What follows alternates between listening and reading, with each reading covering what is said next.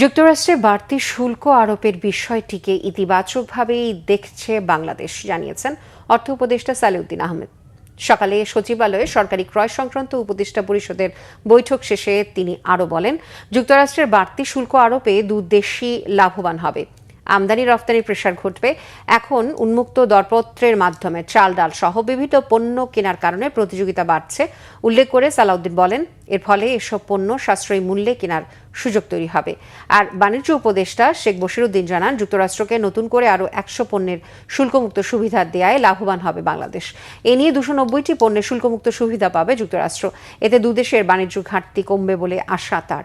যুক্তরাষ্ট্রের আরোপিত শুল্ক কমাতে বাণিজ্য মন্ত্রণালয়ের চিঠির প্রেক্ষিতে ইতিবাচক সিদ্ধান্ত আসতে পারে বলে জানান বাণিজ্য উপদেষ্টা।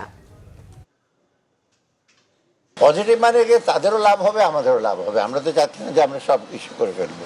এই ঠিক আছে।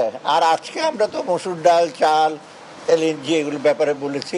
আর একটা জিনিস দেখবেন, আজকে যে সমস্ত পার্সেজ অর্ডারগুলো দিয়েছি আগের তুলনায় মূল্য কিন্তু কম। ব্যবস্থাটা তো অতি পরিবর্তনশীল একটা বিষয়।